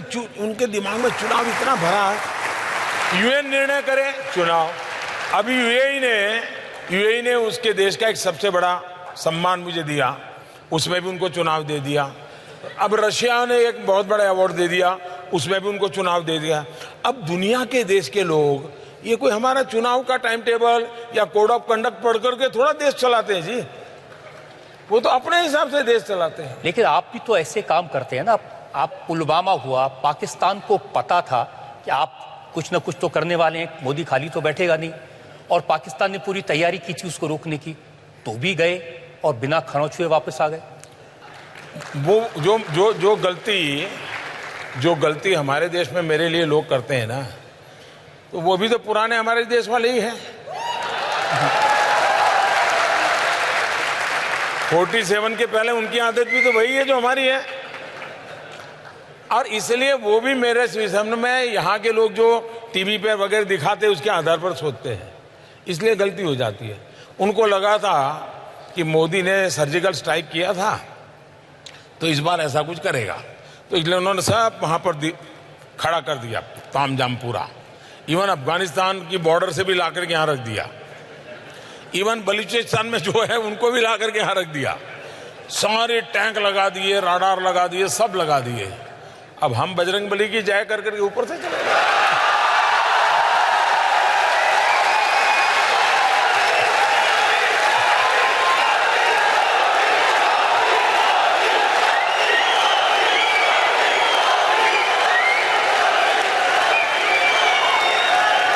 आज मैंने हमारे पूर्व प्रधानमंत्री डॉक्टर मनमोहन सिंह का एक इंटरव्यू पढ़ा है। उन्होंने कहा कि हमने भी बहुत सारी सर्जिकल स्ट्राइक की थी लेकिन उसका फायदा नहीं उठा सके। अब वो एक ऐसा उनका कांग्रेस के पास अभी एक ही पूर्व प्रधानमंत्री है। पहले रिमोट से सरकार चलवाई जाती थी एक परिवार के द्वारा, और रिमोट से कुछ बुलवाया जाता है। लेकिन आपको इस बात की चिंता नहीं हुई? महबूबा मुफ्ती जब मुझे मिली, उन्होंने कहा कि मोदी जी को ये बात जरूर कहिए कि अब पाकिस्तान न्यूक्लियर पावर है, कुछ करना नहीं चाहिए, कुछ भी हो सकता है। मैं हैरान हो जाता हूं कि जो लोग हिंदुस्तान में अपने आप को नेता मानते हैं, भारत के संविधान के हिसाब से चुनाव लड़ते हैं, भारत के संविधान की व्यवस्था के तहत सरकारें बनाते हैं, लेकिन जब बात करते हैं तब पाकिस्तान की भाषा बोलते हैं, इससे बड़ा इस देश का कोई दुर्भाग्य नहीं हो सकता। जहां तक न्यूक्लियर का सवाल है, भारत एक बहुत ही जिम्मेवार देश है और पूरी दुनिया में हम एक रिस्पॉन्सिबल कंट्री के रूप में हम जाने जाते हैं, और हमारा आचरण से जाने जाते, शब्दों से नहीं। हम ही हैं जिन्होंने न्यूक्लियर की हमारी डॉक्ट्रिन में नो फर्स्ट यूज ये डिक्लेयर किया हुआ है, दुनिया के दबाव में नहीं किया है। ये अटल बिहारी वाजपेयी जी ने डॉक्ट्रिन में भारत की हिम्मत की बात है ये कहा है, और भारत उसमें टस से मस नहीं है। कोई भी सरकार आए तो मैंने एक दिन अभी कह दिया है कि भैया बहुत हो गया, ये खिलौना नहीं है, एक रिस्पॉन्सिबल कंट्री का व्यवहार होता है और भारत इस विषय में रिस्पॉन्सिबल है। आप रामधारी सिंह दिनकर की एक कविता मुझे किसने भेजी है आपको बताने के लिए, आपने जो पाकिस्तान के दिल में आतंकवाद के लिए जो डर पैदा किया। क्षमाशील हो रिपु समक्ष तुम हुए विनीत जितना ही, दुष्ट कौरवों ने तुमको कायर समझा उतना ही, सच पूछो तो शर्मे ही बस्ती दीप्ति विनय की, संधि वचन संपूज्य उसी का जिसमें शक्ति विजय की। मैं जिन्होंने इस रचना की है उनको बधाई देता हूं। शक्ति का अपना एक सामर्थ्य होता है, लेकिन शक्ति का प्रगटीकरण संस्कार से कंट्रोल होना चाहिए, संस्कार के अधिष्ठान पर शक्ति होनी चाहिए, वरना शक्ति रावण के पास भी थी। संस्कारहीन शक्ति विनाशक होती है, शक्ति संस्कार युक्त होनी चाहिए। मोदी जी एक ब्रेक ले लेते हैं, फिर एक ब्रेक के लिए हम रुकते हैं और ब्रेक के बाद बात करेंगे देश की राजनीति की, चुनाव की और मोदी सरकार की उपलब्धियों की। ब्रेक के बाद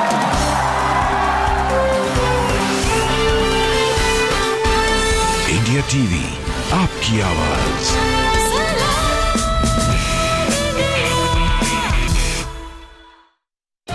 इलेक्शन में जनता के सर पे क्या है? अरे आप देखिए ना, dusty dust college, airport, IT park बन रहा है, प्रोग्रेस। और ये फर्क नजरिए का नहीं, एक्सटीरियर पेंट का है। Berger anti dust paint, dust guard technology धूल को दीवारों पे टिकने ही ना दे। Berger anti dust paint. Thank God हमारी शादी हो गई। क्यों? बॉयफ्रेंड को हर छोटी सी छोटी चीज का ध्यान रखना पड़ता है, जैसे ढंग के कपड़े पहन के आना, लेकिन अब नहीं करना पड़ेगा, अब नो टेंशन। अरे बेबी, बॉयफ्रेंड भले ही छोटी सी छोटी चीज का ध्यान ना रखे, ये हस्बैंड तो रखेगा। अच्छा लगता है ना जब कोई आपकी हर छोटी बड़ी चीज का ध्यान रखे। लॉयड ग्रैंडे एयर कंडीशनर्स दे आपको रैपिड कूलिंग वाईफाई कंट्रोल के साथ। थैंक गॉड हमारी शादी हो गई। ख्याल रखेंगे, खुश रखेंगे।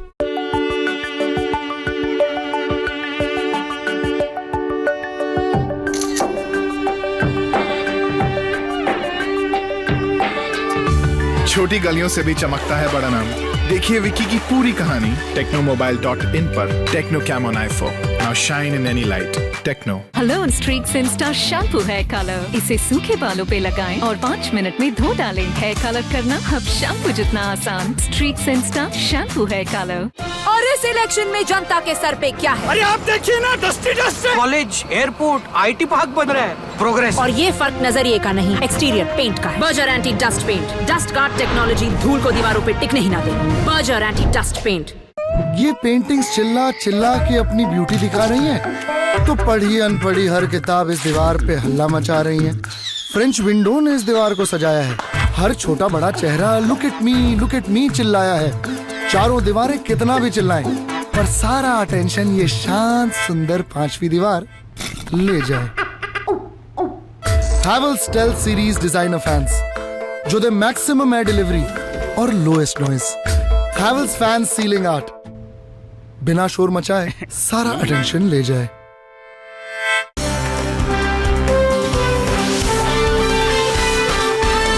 इंडिया टीवी आपकी आवाज। Welcome back. आज भारत की जनता को सलाम करने का दिन है। भारत के प्रधानमंत्री अपने 5 साल के काम का लेखा जोखा दे रहे हैं। मोदी जी, भारत में जो आपके विरोधी वो कहते हैं सिर्फ पाकिस्तान को डरा के नहीं रखा, आपने सबको डरा के रखा है। आपने रॉबर्ट वाड्रा को भी डरा के रखा है, चिदंबरम को भी डरा के रखा है, आपने सोनिया गांधी को भी डरा के रखा है। आपको शायद याद होगा, शायद 2014 में आपकी अदालत में ऐसा ही एक सवाल आपने मुझे पूछा। हाँ, मैंने पूछा था। तब मैंने कहा था बिल्कुल डरना चाहिए। ये प्रधानमंत्री बनने के बाद नहीं कह रहा हूं। और तब मैंने कहा था देश में जब पापियों का डर खत्म हो जाता है, भ्रष्टाचारियों का डर खत्म हो जाता है, गलत करने वालों का डर खत्म हो जाता है, तो वो देश खत्म हो जाता है। देश के लिए आवश्यक होता है जो आतंकवादी है, विघटनकारी है, उनको मेरी सेना का डर होना चाहिए, मेरे सुरक्षा बलों का डर होना चाहिए। जो भ्रष्ट आचरण करते हैं, बेईमानी करते हैं, उनको कानून का डर होना चाहिए। जो नीति विरुद्ध काम करते हैं, उनको नेक और नियत का डर होना चाहिए। और इसलिए ये डर अच्छा है।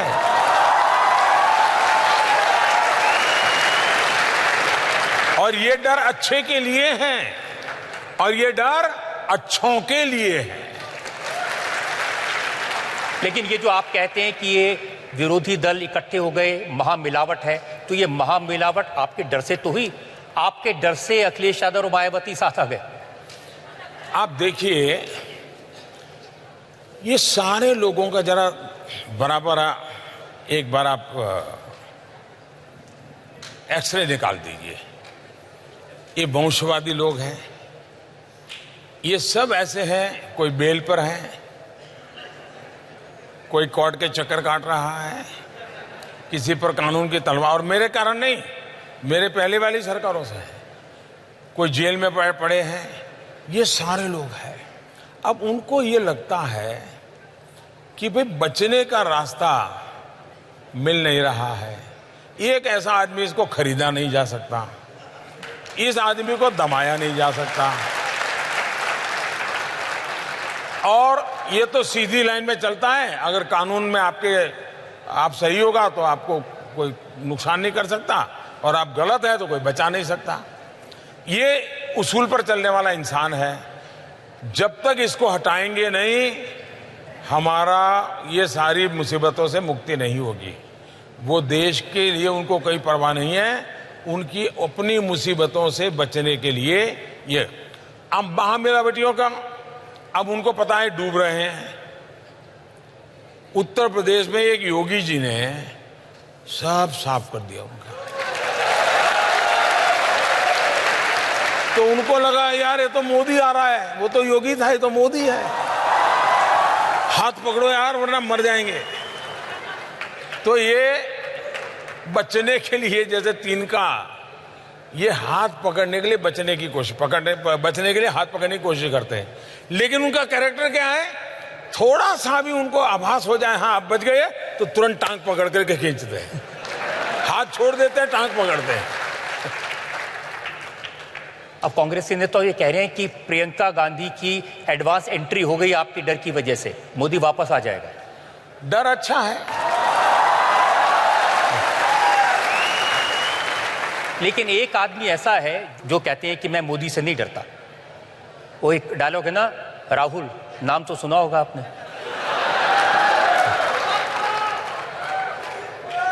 वो कहते हैं कि मोदी जी मेरे सामने ठहर नहीं सकते।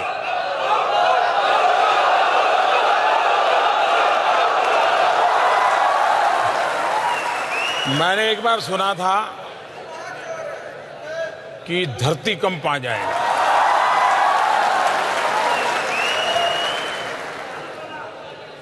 तो मैं उस दिन पूरा दिन पार्लियामेंट में बैठा।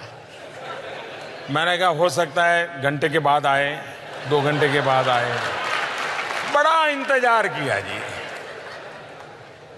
नहीं आए।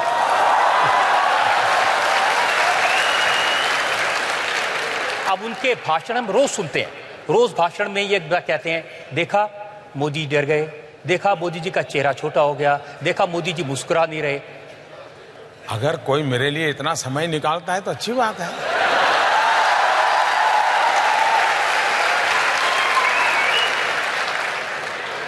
कोई तो है जो हम थके हुए वो कह रहा है, हम हमारी चिंता कर रहा है, अच्छी चीज है। रोज कहते हैं जी कि चौकीदार चोर है, रोज कहते हैं।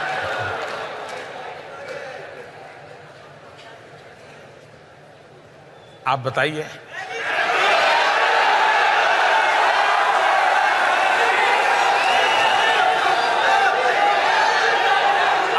हिंदुस्तान के किसी भी कोने में पूछ लेना, मुझे पूछना ही नहीं पड़ेगा। और ये उनके जो भाषण हैं चुनाव में वो यही है, चौकीदार चोर है, और अनिल अंबानी की जेब में नरेंद्र मोदी ने 30,000 करोड़ रुपए डाल दिए। मैंने कभी सुना 1,30,000 करोड़, कभी सुना 40,000 करोड़, कभी सुना 80,000 करोड़। इतने आंकड़े बोलते गए हैं, पता नहीं अब वो कौन से वाला सही माने कौन से वाला गलत माने, कुछ समझ ही नहीं आ रहा है जी। एक आंकड़ा हमारे पास में है, वो मैं आपको वीडियो पे सुनाना चाहता हूं। गुजरात के एक उद्योगपति को आपने कितनी जमीन दी, ये आप सुनिए, आप भी आश्चर्यचकित रह जाएंगे। नरेंद्र मोदी जी ने गुजरात में 45,000 करोड़ एकड़ आपसे छीनकर मुंद्रा में एक उद्योगपति को देते हैं। मोदी जी की जमीन नहीं थी, गुजरात के किसानों की, गुजरात के गरीब लोगों की, गुजरात के आदिवासियों की जमीन थी।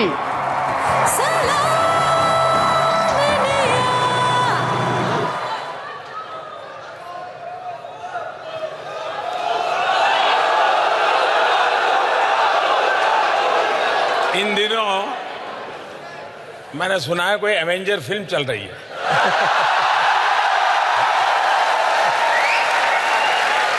और कहते हैं कि भिन्न भिन्न ग्रहों के लोग उसमें शामिल होते हैं। हो सकता है कि जो एवेंजर फिल्म वाला स्क्रिप्ट राइटर होगा ना, उसने जब दुनिया के ब्रह्मांड के सभी लोग की साइज क्या है वो अपने स्क्रिप्ट के लिए शायद लिखा होगा आंकड़ा, वो शायद इनकी टोली में आ गया होगा। उनका एक नया 72,000 रुपए सालाना देंगे गरीबों को। उनके गुरु को मीडिया वालों ने पूछा तो गुरु ने कहा कि मिडिल क्लास सेल्फिश है, मिडिल क्लास स्वार्थी हैं, हम मिडिल क्लास पर टैक्स लगाएंगे, मिडिल क्लास से पैसे निकालेंगे और उस पैसों से हम ये योजनाएं चलाएंगे। तो उनके जो गुरु है उन्होंने तो मिडिल क्लास को कैसे खत्म कर देंगे उसकी पूरी ब्लूप्रिंट बना करके रखी है जी। और वो 72,000 रुपए जब हम पूछते हैं कहाँ से लाएंगे, तो वो कहते हैं कि जो विजय माल्या, नीरव मोदी, ललित मोदी, ये जो पैसा लेके भाग गए हैं उनसे पैसा लेके वो लोगों को दे देंगे। लेकिन परेशान तो वो भी हैं जो भागे। विजय माल्या कह रहे हैं कि मैंने 9,000 करोड़ रुपए लिए थे, मोदी जी ने 13,000 की मेरी संपत्ति जब्त कर दी, तो भी नहीं छोड़ रहे। मैंने कानून बनाए हैं, कोई बच नहीं पाएगा। जो लूटा है देश का पाई पाई देना पड़ेगा और विदेशों में भी जेल में जाकर के रहना पड़ेगा, उनको यहां आना भी पड़ेगा, कोई बचा नहीं सकता है। और मिलकर जब्त की है, ऑक्शन करते चले जा रहे हैं, रुपए जमा होते जा रहे हैं, बैंकों को मिलते चले जा रहे हैं, कोई बचने वाला नहीं है जी। इसीलिए आपके लिए कहा है, चोर कांपे चमचे कांपे, चोर कांपे चमचे कांपे, कांपे हर गद्दार, देश का बच्चा बच्चा बोल रहा है मैं भी चौकीदार।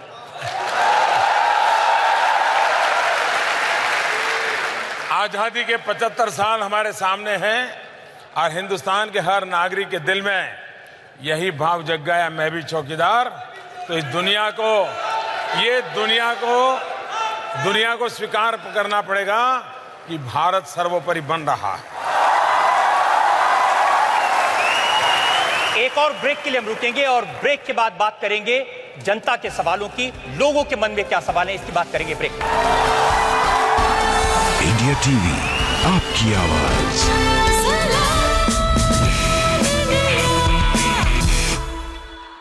थैंक गॉड हमारी शादी हो गई। क्यों? बॉयफ्रेंड को हर छोटी सी छोटी चीज का ध्यान रखना पड़ता है। जैसे डेट पे गिफ्ट लाना, लेकिन अब नहीं करना पड़ेगा, अब नो टेंशन। अरे बेबी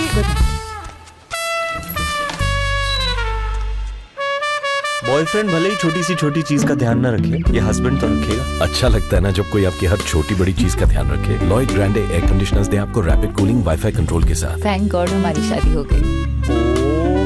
ख्याल रखेंगे, खुश रखेंगे। वो क्या एहसास है जो बना देता है हर लम्हे को नया, जब चुपके से हर तरफ खुल जाए एक नई सी ताजगी, छेड़ दे कोई एक मीठी सी अनसुनी सी धुन, मेरी मावल चाहे हर लम्हा नया हो जाए। Hello Streax insta shampoo hair colour, इसे सूखे बालों पे लगाएं और 5 मिनट में धो डालें। हेयर कलर करना अब शैम्पू जितना आसान। Streax insta shampoo hair colour.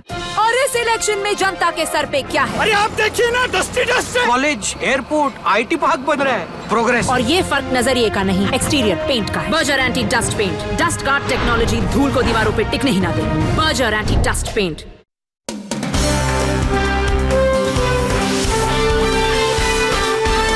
India TV, आपकी आवाज। Welcome back. मेरे साथ हैं भारत के प्रधानमंत्री नरेंद्र मोदी और देश की जनता। मौका है देश के चुनाव का और मौका है प्रधानमंत्री से उनके काम के बारे में पूछने का। जनता के कुछ सवाल मेरे पास में। बाबला कोचर का एक सवाल है। आजकल जितने भी विरोधी दल के नेता हैं एक सुर में एक ही गीत गाते हैं, मोदी हटाओ, मोदी हटाओ, मोदी हटाओ। उसके लिए साम दाम दंड भेद कुछ भी अपनाओ। जब आप तक ये बात पहुंचती है तो क्या प्रतिक्रिया होती है? गुस्सा आता है, हंसी आती है, क्या प्रतिक्रिया होती है? मैं उनका आभारी हूं कि उन्होंने देश के अंदर एक एजेंडा बना दिया है और मतदाताओं के सामने बड़ा लिमिटेड चॉइस है कि एक, मोदी को रखना है नहीं रखना है, दूसरा है मोदी को हटाना है। उनके पास ये भी नहीं है किसको लाना है।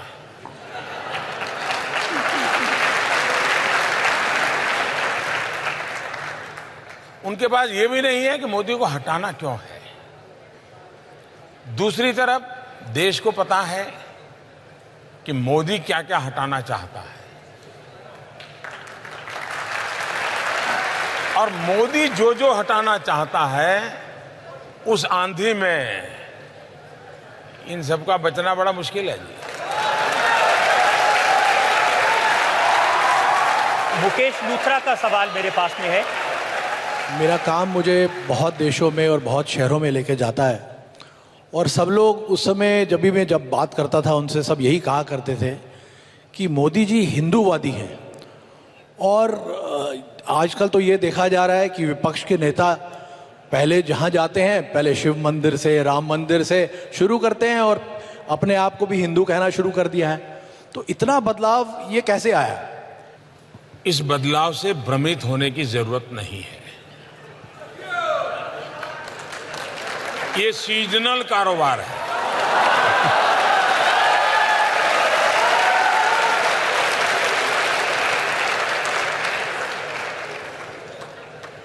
वो नामांकन भरने के बाद अगर तिरंगा झंडे से वोट कम मिलता है, अगर हरा के झंडे से ज्यादा मिलता है तो रोड शो में हरा झंडा लगा दो।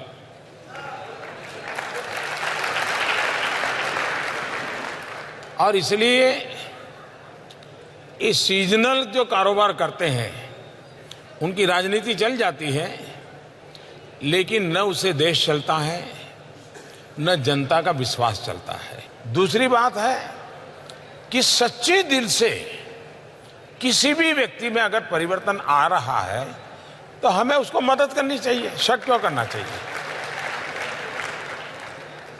मैं एड्रेस दे सकता हूं बहुत अच्छे अच्छे मंदिरों का, कोई जाना चाहता है तो, क्योंकि मैं उस दुनिया से ज्यादा परिचित हूं। ममता दीदी में हमने परिवर्तन देखा है। वो भी आजकल काली माँ की बात करती हैं, वो भी आज हनुमान जी की बात करती हैं, मर्यादा पुरुषोत्तम राम के मंदिर की बात करती हैं। ये डर नाम की चीज है ना, कुछ भी करा देती है। ये नैतिकता का डर, सिद्धांतों का डर, आदर्शों का डर, 5 साल के कार्यकाल का डर, ये अच्छों को किसी को बजरंगबली बुलवा देगा, किसी को शिव भक्त बना देगा, किसी को काली भक्त बना देगा। देश का माहौल बन रहा है, सबको मुख्य धारा में आने के लिए मजबूर कर रहा है। एक सोनी पांडे का सवाल मेरे पास में है। माननीय प्रधानमंत्री जी को सादर प्रणाम। चूंकि मैं एक गृहिणी हूं तो मेरा सवाल किचन से ही आता है। पिछले चुनाव में महंगाई एक बहुत बड़ा मुद्दा था, हाई महंगाई बहुत ज़ोरों से था, पर इस बार हम देख रहे हैं कि ये मुद्दा बिल्कुल नल एंड वाइड है और विपक्ष इस बात के लिए बहुत परेशान है कि आप मतलब अब वो चुनाव लड़े तो लड़े किस बात पे, और उन्हें आपसे शायद इस बात की शिकायत भी है कि आपने उनके लिए कोई मुद्दे नहीं छोड़े। इस पर आप क्या कहेंगे? बहुत अच्छा सवाल आपने पूछा। 2014 के अखबार निकाल दीजिए, 2013-14 के। हर दिन खबर क्या होती थी? बहन बेटियों की असुरक्षा की खबरें रहती थी। महंगाई, दाल का दाम इतना, दाल का दाम इतना, दाल का दाम इतना, पूरा चुनाव का मुद्दा बन गया था। फिर दूसरा, घोटाले, कोयला में घोटाला, 2G में घोटाला, सबमरीन में घोटाला, हेलीकॉप्टर में घोटाला। 3 खबरों से भरा पड़ा रहता था और चुनाव शुरू होने से पहले एक प्रकार से माइंड ऑक्यूपाई कर लिया था। पिछले 5 साल में हमारी सरकार की एक विशेषता रही है, करीब करीब 90 के बाद और एक प्रकार से तो आजादी के बाद 5 साल हाईएस्ट ग्रोथ रेट रहा हो और लोएस्ट इन्फ्लेशन रहा हो, तो इसी सरकार ने मॉडल दिया है। ये अपने आप में एक बहुत बड़ा अचीवमेंट है और ये सिद्धि को अभी हम उत्सव मनाना सीखे नहीं है और इसके कारण नेगेटिविटी का जो अभाव है उसके कारण चुनाव डर लगता होगा, लेकिन सिद्धि का उत्सव भी हो सकता है। और इस चुनाव में मैं हमेशा कह रहा हूं कि बहुत सालों के बाद प्रो इनकम्बेंसी वेव है। आमतौर पर ज्यादा वोट होता है सरकार को हटाने के लिए। इस बार देखा जा रहा है कि बढ़ चढ़ करके 2014 से ज्यादा वोट हो रहा है इस सरकार को दोबारा बिठाने के लिए। एक सोशल मीडिया से सवाल जो कुछ आए हैं, एक सवाल बड़ा इंटरेस्टिंग है। उन्होंने कहा कि कहीं आपने हिसाब दिया था एक दिन में आप जनता के लिए क्या क्या करते हैं, ये अगर आप बताएं जनता। बड़ा इंटरेस्टिंग है। मेरे पास अभी एग्जैक्ट आंकड़े याद नहीं है, वरना मैं कोई भी आंकड़ा बोलूंगा तो फैक्ट चेक वाले निकल पड़ेंगे और ये मेरा पूरा महीने घंटे भर की मीटिंग और आपकी मेहनत सब पानी में जाएगा। क्यों? एक आंकड़ा निकल आएगा, देखो मोदी झूठ बोला, मोदी झूठ बोला, मोदी झूठ बोला। मैं रजत जी से विशेष आग्रह करूंगा कि मैं इसका लिखित एक डिटेल भेज दूंगा आपको, ताकि कोई गलत जानकारी देश को नहीं जानी चाहिए। और जरूर आप अपने दर्शकों को इसी इंटरव्यू का हिस्सा बना करके दिखाइए। मैं आपका बहुत आभारी रहूंगा। एक और सोशल मीडिया का सवाल है। अच्छा, तुरंत मिल गया। अच्छा, वाह।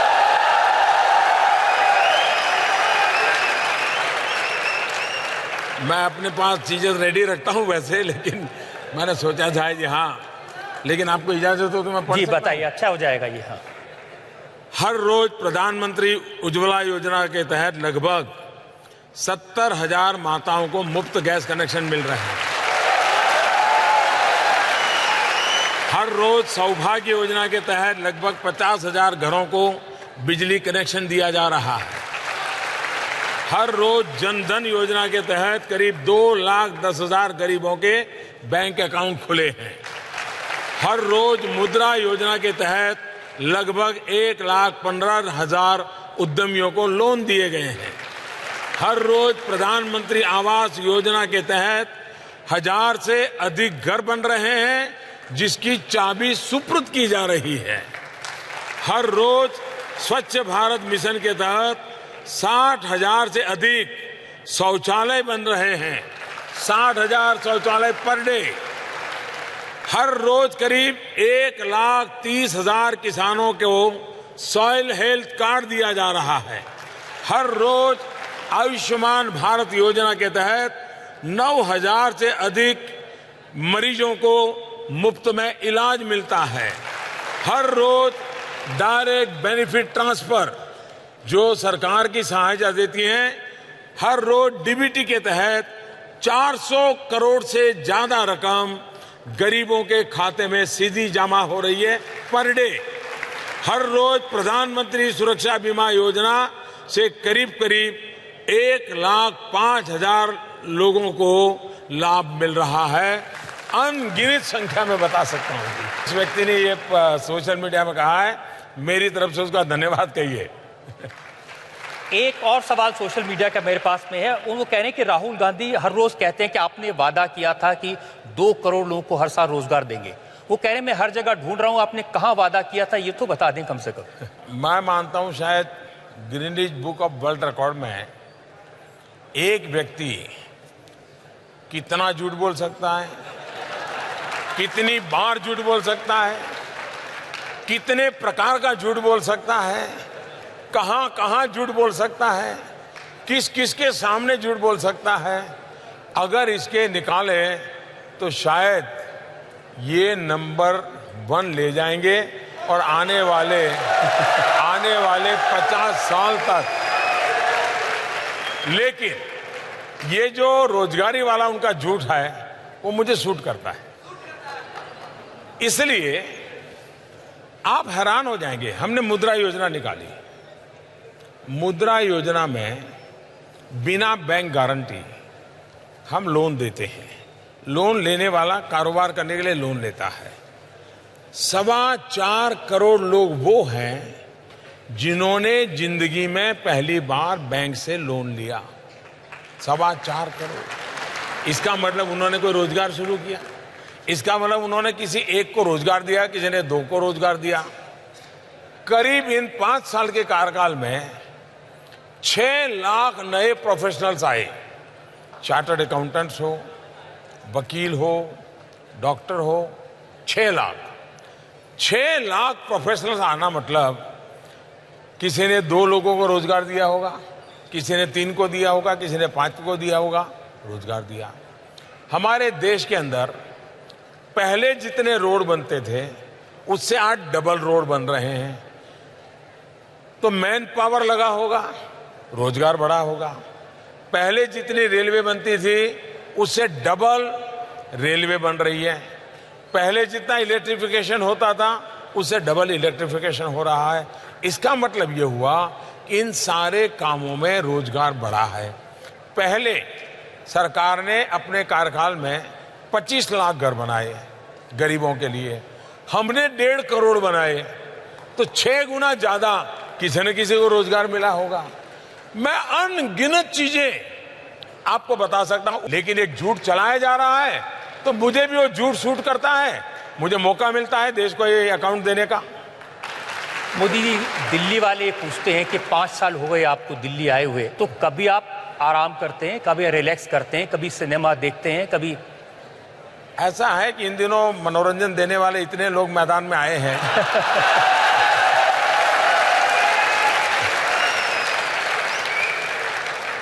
अब मनोरंजन के लिए और कुछ करने की जरूरत नहीं है आपकी जो जिंदगी है 20 घंटे काम करने की, 3-4 घंटे सोने की, एक जगह से दूसरी जगह दौड़ते रहने की, ये तो 5 साल से हम देख रहे हैं। मैंने किसी प्रधानमंत्री को इतना काम करते नहीं देखा। खुश हैं आप? खुश भी हूं, किसी भी परिस्थिति में खुश रहना जानता भी हूं, लेकिन मैं कभी मेरे भीतर संतोष को पालता नहीं हूं। मैं मेरे भीतर के असंतोष को किसी भी हाल में जगाए रखता हूं।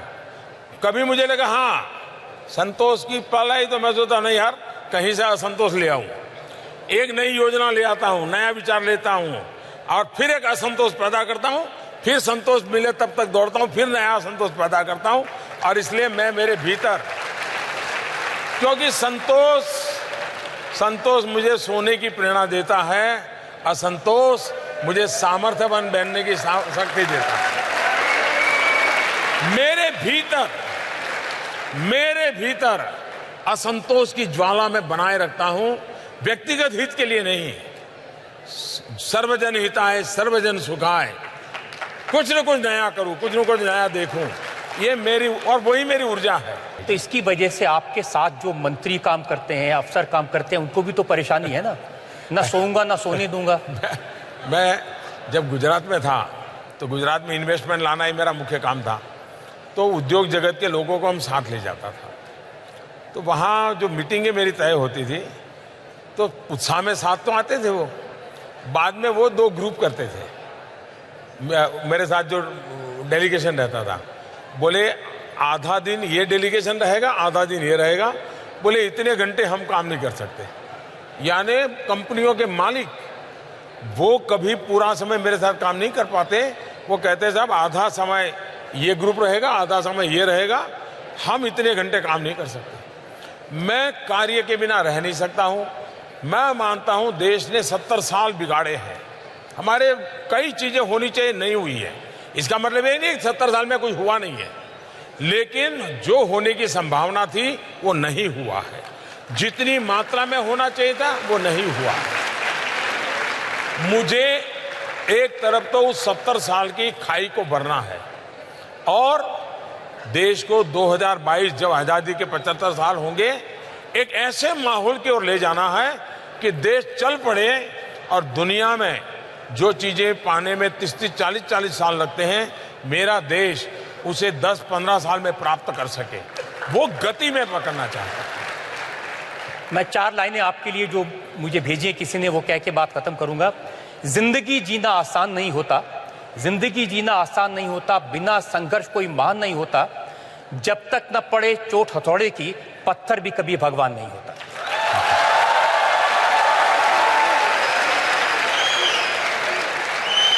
हमने बात की भारत के प्रधानमंत्री नरेंद्र मोदी से, उनके 5 साल के कामकाज पर। अब यह फैसला आपके हाथ में है, देश की जनता के हाथ में है। अगर आप नरेंद्र मोदी की बातों पर विश्वास करते हैं तो हाथ उठाकर ताली बजाकर समर्थन करें।